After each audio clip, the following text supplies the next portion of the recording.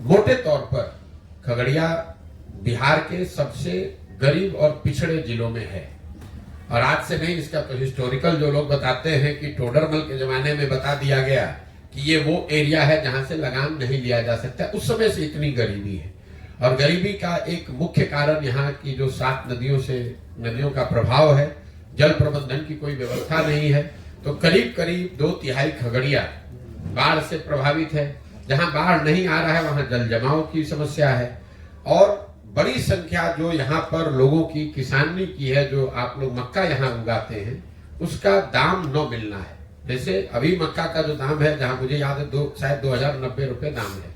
और खगड़िया में आप जाकर गांव-गांव पूछ लीजिए, कोई ऐसा किसान गन्ना मक्का उत्पादक नहीं मिलेगा जिसने अपने मक्के को 1600, 1700, 1800 से ज्यादा में बेचा।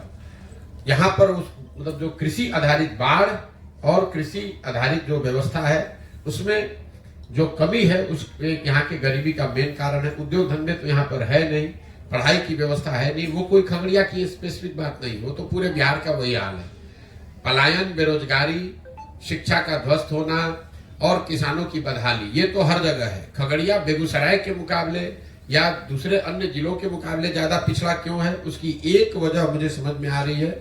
यहाँ पर जो नदियों का प्रभाव है यहाँ के जीवन पर, यहाँ के सामाजिक आर्थिक जीवन पे, वो बहुत ज्यादा है। और इन नदियों के जल प्रबंधन को लेकर कोई ऐसा प्रयास नहीं किया गया। जैसे हम लोग यहाँ बैठे हुए हैं, यहाँ पर 2 पुल की मांग हमको लग रहा है कि आज पिछले 20-25 बरस से चल रही है, आज तक नहीं बना। यहाँ नदियों मतलब बाढ़ हर साल आ रहा है। जिस एरिया में हम लोग बैठे हैं, इस साल नहीं आया है, लेकिन लोग बता रहे हर साल बाढ़ आता है, लेकिन कोई उसके लिए प्रयास नहीं किया गया है। हर साल लोगों को मालूम है, एक ही नेता यहाँ जो विधायक है 3 बार 4 बार 5 बार से लोग जीत कर आ रहे हैं, लेकिन समस्याएं वही बनी हुई है, कोई उसका परिवर्तन नहीं हुआ। तो खगड़िया में जब तक पानी के प्रबंधन को ठीक नहीं किया जाएगा, तब तक खगड़िया का समुचित विकास संभव नहीं है। खगड़िया बिहार के उन राज्यों में है, उन जिलों में इसकी गिनती मैं करता हूं जहां बाढ़ और पानी के प्रबंधन को सबसे ज्यादा प्राथमिकता के आधार पर जिसका रास्ता अगर निकाला जाए, तभी यहाँ की जीवन शैली और यहाँ की आर्थिक सामाजिक विकास की बात हो सकती है। वरना आप चाहे सड़क बनाइए, बांध बनाइए, कुछ भी बनाइए, बाढ़ आता है, सब बर्बाद हो जाता है, फिर वहीं का वहीं चला जाता है। सर, ये जनस्वराज की एंट्री क्या 2024 में होगी? नहीं, मैंने आपको बताया कि जनस्वराज जब मैंने पैदल चलना शुरू किया, जब इसकी घोषणा की, तभी बताया कि जब पूरा बिहार पैदल चल लेंगे, तब हर प्रखंड पंचायत से उन लोगों को निकालेंगे जो दल बनाना चाहते हैं। अभी उस समय मेरा अनुमान था कि 1-1.5 साल में पूरा बिहार चला जा सकता है, लेकिन जब मैं चल रहा हूं करीब करीब अभी 18 महीने हो गए, मैं आधा बिहार ही पैदल चल पाया। इस पदयात्रा में किलोमीटर और दिन निश्चित नहीं है, उद्देश्य निश्चित है कि हर गांव पंचायत तक पहुंचना है, पहुंचकर वहां के लोगों की, वहां की समस्याओं को समझना है। ऐसे लोग जो उन समस्याओं को सुलझाने के लिए सामाजिक राजनीतिक तौर पे सक्रिय होना चाहते हैं, उनको जोड़ना है और उनको जोड़कर एक नई व्यवस्था बनाना है। अब उसको करने में अगर 2 बरस ज्यादा लग जाए तो ज्यादा लग जाए, कोई हमें जल्दी नहीं है। 2 बरस और लगेगा, 2 बरस और लग जाए, लेकिन दल तभी बनेगा जब मैं पूरे बिहार को समझ लूं, उन लोगों से मिल लूं, उनकी समस्याओं को जान लूं। और ये करने में मुझे लग रहा है कभी 1-1.5 साल और समय लगेगा। तो उस नजरिए से जो आपका सवाल है कि क्या लोकसभा चुनाव से पहले जनस्वराज दल बनेगा, बिल्कुल नहीं बन सकता है। इसलिए नहीं बन सकता है कि हम लोग का अभी हमारी पदयात्रा पूरी नहीं हुई है। और जो मैंने बिहार की जनता को आश्वासन दिया है कि भाई पूरा बिहार घूमने के बाद ही लोगों की मदद से दल बनाया जाएगा। अगर आज चुनाव के नजरिए से हम दल बना लें, तब तो दल बनाने से पहले ही हम वो करना शुरू कर देंगे। लोग यही कहेंगे कि देखिए चुनाव आया तो फिर अपना हवा बना के चुनाव लड़ने की कोशिश कर रहे हैं। जनस्वराज का उद्देश्य दल बनाकर चुनाव लड़ना नहीं, ये एक नई व्यवस्था बनाना है जिसमें 5 बरस लग जाए, 10 बरस लग जाए, लेकिन बिहार में सही मायनों में लोगों की जिंदगी बदले, व्यवस्था बदले, वो प्रयास है। सिर्फ दल बनाकर चुनाव लड़ना होता तो इतने प्रयास की क्या जरूरत है? तो पटना बैठिएगा, एक दिन में दल बन जाएगा। और कि जब सबको कोई ना कोई लड़ने वाला मिल जाता है, तो हमारी जो पृष्ठभूमि है, हमको भी लड़ने वाले घर घर लोग मिल जाएंगे।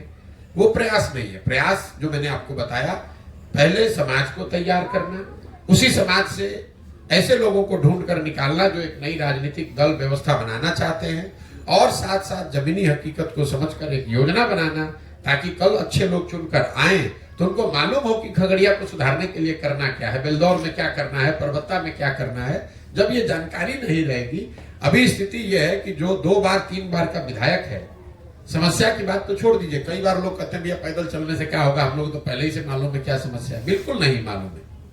मैं आपको दावा कर रहा हूं कैमरे पर, जो भी आपके यहाँ खगड़िया जिला में विधायक है 2 बार 3 बार से, उसको आप कैमरे पर बैठा दीजिए और बोलिए कि बिना कागज देखे हुए अगर अपने पंचायतों का नाम बता दे तो आप जो कहिएगा मैं मान लूंगा।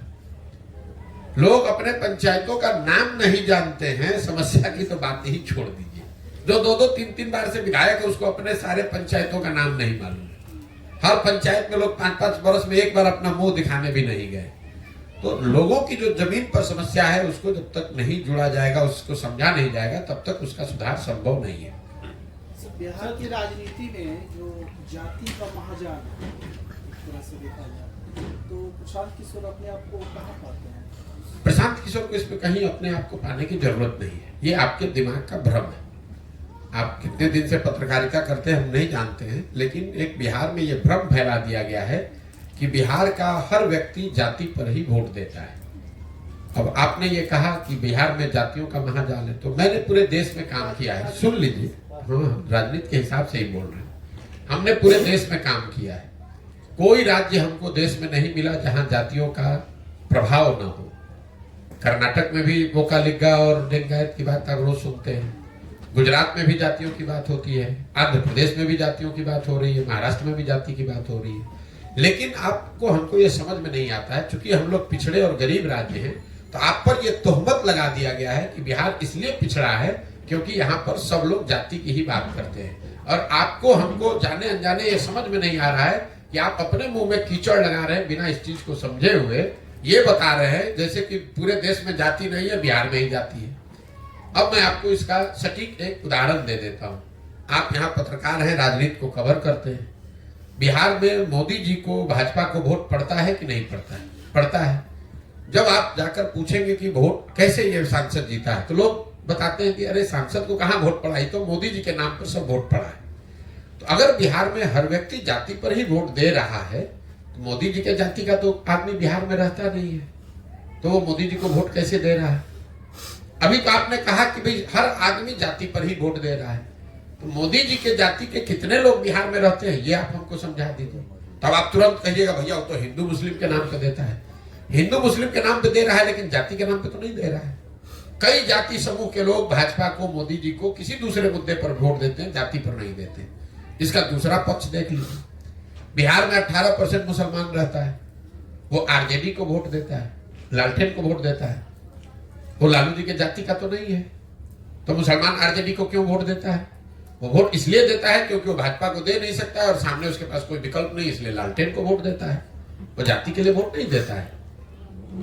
बिहार में 50% से ज्यादा ऐसे लोग हैं जो जाति के आधार पर वोट नहीं करते। ये आप भ्रम मत पालिए। तो ये लोगों के दिमाग में बैठा दिया गया कि भैया जाति पर सब वोट होता है, जाति पर ही सब वोट होता है। जाति भी एक महत्वपूर्ण पहलू है, ऐसा नहीं है कि जाति की महत्ता नहीं है, लेकिन जाति भी एक विषय है। सिर्फ जाति के आधार पर 100 में 100% वोट पड़ता तो जो भी जाति का आदमी एक बार जीत गया वो कभी चुनाव ही नहीं हारता। उस जाति के लोग वो विधानसभा, पंचायत, प्रखंड छोड़कर चले थोड़ी ना गए। जितने मान लीजिए कि कुशवाहा समाज के जितने आज लोग हैं, 10 वर्ष के बाद भी करीब करीब उतने ही लोग रहेंगे। तो फिर एक बार कुशवाहा कोई जीतता है, कोई हार कैसे जाता है? इतना आसान नहीं है जितना आप समझते हैं कि सब जाति पर ही वोट देता है। समाज में इस बात की समझ है, उसको अगर कोई बेहतर विकल्प दिखेगा, विश्वसनीय व्यक्ति, विश्वसनीय चेहरा, विचारधारा, दल दिखेगा, तो समाज में ये ताकत है, समझ है, वो जातियों से ऊपर उठकर पीछे वोट करता रहा है और आगे भी करेगा। चिंता मत कीजिए।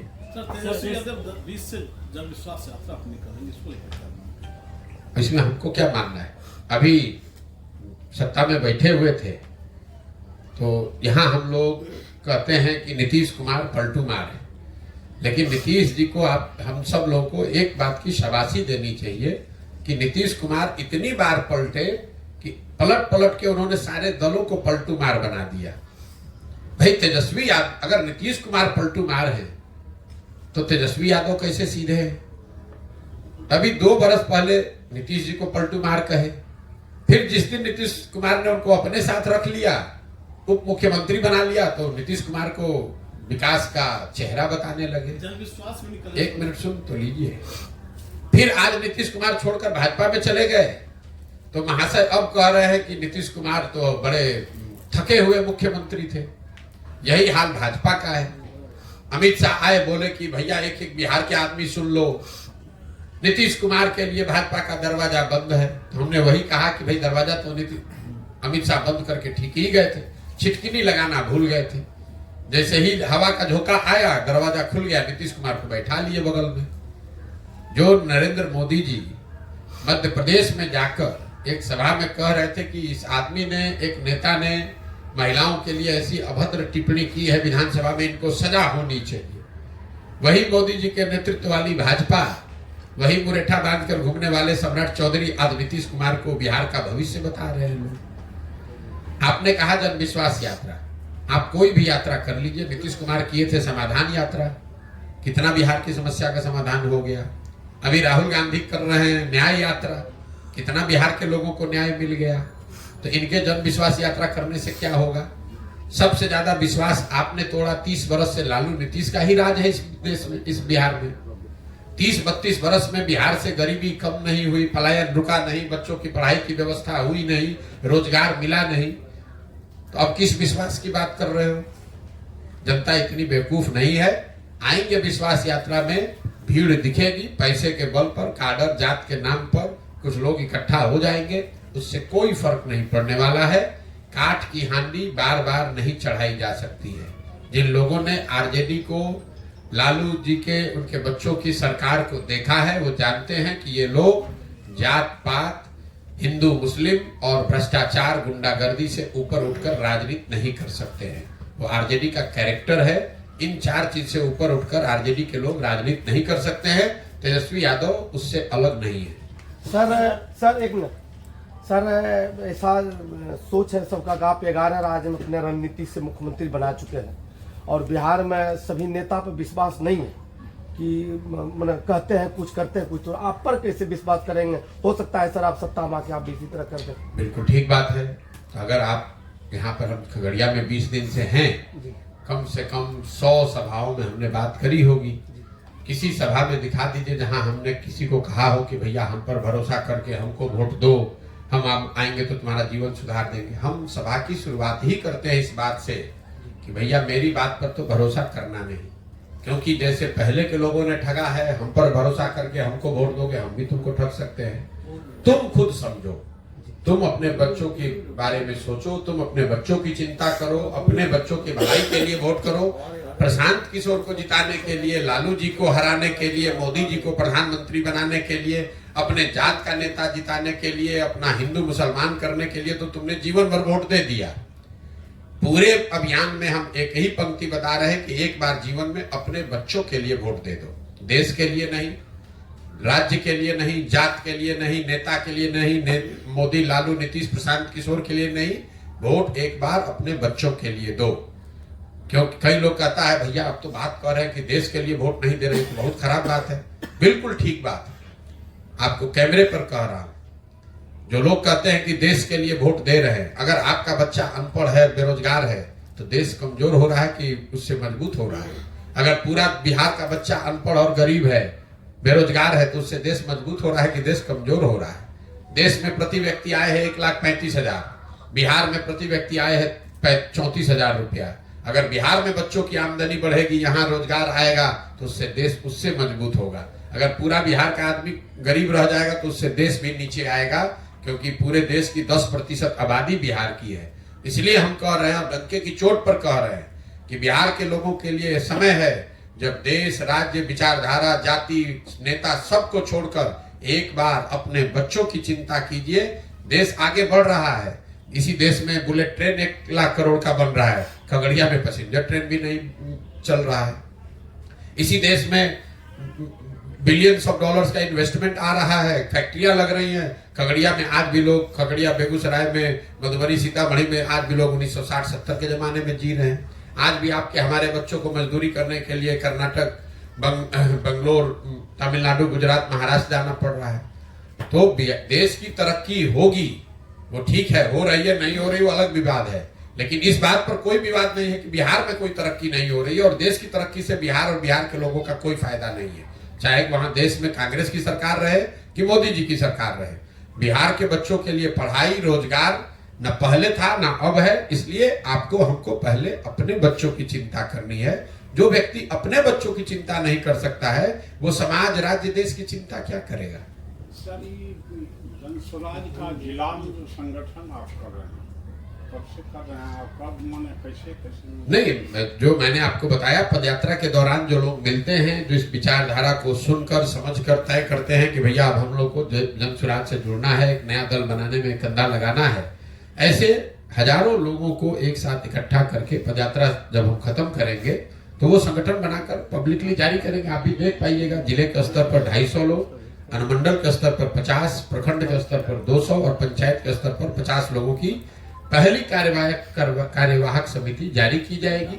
वही लोग मिलकर जन स्वराज की सोच को आगे घर घर पहुंचाने का जिम्मा लेंगे और इस चीज को आगे बढ़ाएंगे। सर, जिस तरह से आपने कहा क्या है सर, अभी बता तो दिया यूथ क्लब क्या है, मैंने पहले ही सारा समझाया। यूथ क्लब बिहार में 1 लाख बच्चों को जो अपने लिए सामाजिक राजनीतिक पहचान बनाना चाहते हैं, आने वाले समय में राजनीति करना चाहते हैं, उनके लिए प्रशिक्षण संसाधन की व्यवस्था है, ताकि वो लोग जिनके बाबूजी, जिनके घर वाले बड़े लोग नहीं है, राजनीति से जुड़े हुए लोग नहीं है, लेकिन ऐसे बच्चे जिनमें काबिलियत है, क्षमता है, ऐसे बच्चों को राजनीति में लाकर उनको प्रशिक्षित किया जाए और उनको ये अवसर दिया जाए कि कल होकर अगर उनमें क्षमता है तो आकर वो राजनीति कर सके। सर, एक सवाल है सर कि जन स्वराज आने वाले समय में जो कह रहे हैं कि हम पंचायत में मुखिया हो या प्रमुख हो या विधायक के इलेक्शन लड़े, मैं उसको साथ दूंगा या मतलब उसको सहयोग करूंगा, क्या आने वाले समय में वैसे व्यक्ति को तो नहीं देगी जो जदयू में है या राजद में है या जो बीजेपी में जो भ्रष्टाचार में। जन स्वराज का जो स्लोगन है वो है सही लोग जी। अब सही कौन है कौन नहीं है, इसके लिए कोई पैमाना, कोई यंत्र हमारे पास नहीं है। सही वो है जिसको समाज सही मानता है। इसीलिए इतना लंबा समय समाज में बिता रहे हैं, गांव में जाकर, पंचायतों में जाकर पता कर रहे हैं कि कौन किसको लोग अच्छा सही मानते हैं। वो मजबूत हो न हो, वो जदयू में हो, लेफ्ट में हो, आरजेडी में हो, भाजपा में हो, इससे मतलब नहीं है। राजनीति में है नहीं, इससे मतलब नहीं है। जिसको भी समाज अच्छा सही मानता है उस आदमी को जाकर ये हाथ जोड़ना, समझाना कि भाई आप आइए, खाली बैठकर घर में बात करने से नहीं होगा। अगर बिहार में आप सुधार करना चाहते हैं तो इसमें कंधा लगाइए, पैसे का, जाति का, व्यवस्था का चिंता छोड़ दीजिए, आप जुड़िए जन स्वराज से, आपकी मदद की जाएगी। आप सब लोग मिलकर जुड़कर प्रयास करेंगे तो बिहार में बेहतर विकल्प बन सकता है। नहीं कीजिएगा तो जैसे चल रहा है वैसे चलता रहेगा। सर, जिस तरह से आपने कहा कि पिछले 30 वर्षों से लगातार 1200 ही परिवार के जो लोग नेता बने, MP MLA बने, क्या आगे आपका जो ये मुहिम है 1 लाख लोगों को जोड़ने का, उसको प्रशिक्षण दीजिए, क्या उसको मौका मिलेगा युवा वर्ग को? फिर वही बात है मेरे भाई, 1250 लोग सांसद विधायक की बात करें, उसके लिए जन स्वराज एक नया दल, नया विकल्प बनाने का प्रक्रिया चल रही है। क्लब 1 लाख उन बच्चों को तैयार करने की बात है जो अभी राजनीति में सक्रिय नहीं है। ऐसे बच्चे जो 2 साल, 4 साल, 5 साल, 10 साल मेहनत करके सामाजिक राजनीतिक पहचान बनाएंगे। ऐसा तो है नहीं कि आप गांव में बैठे हैं, जन स्वराज में आइएगा कल विधायक बन जाइएगा। लेकिन आप गांव में हैं, आप शुरुआत करेंगे, वार्ड सदस्य बनिएगा, मुखिया बनिएगा, प्रमुख बनिएगा, 10 साल अपनी छवि बनाइएगा, लोग आपको जानेंगे, तो आपकी उस यात्रा में जन स्वराज आपकी मदद करेगा, प्रशिक्षण के तौर पर और संसाधन व्यवस्था के तौर पर। लेकिन काम करने की जिम्मेवारी तो उस बच्चे की है जो इसको करना चाहता है। और आप पत्रकार बने हैं, एक दिन में तो पत्रकार नहीं बने हैं। आप डॉक्टर बनते हैं, एक दिन में डॉक्टर नहीं बनते हैं। 8 साल 10 साल पढ़ाई करते हैं तब डॉक्टर बनते हैं। तो अगर आप डॉक्टर, इंजीनियर, पत्रकार, वकील एक दिन में नहीं बन सकते हैं तो विधायक, सांसद एक दिन में कैसे बनिएगा? वो बनने के लिए भी आपको 8 साल 10 साल 15 साल मेहनत करनी पड़ेगी। हाँ, ये जरूर है कि जन स्वराज से अगर आप जुड़कर ये कर रहे हैं तो आपको हाथ पकड़कर आगे बढ़ाने वाला, समझाने वाला, सिखाने वाला जन स्वराज की ओर से कोई रहेगा।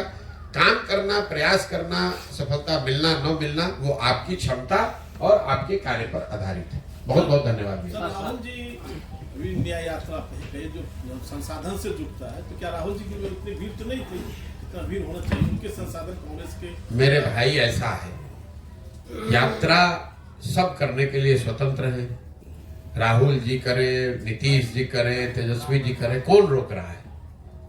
यात्रा करने मात्र से ही अगर सब कुछ हो जाता तो देश में तो रोज कोई ना कोई यात्रा चल रही है।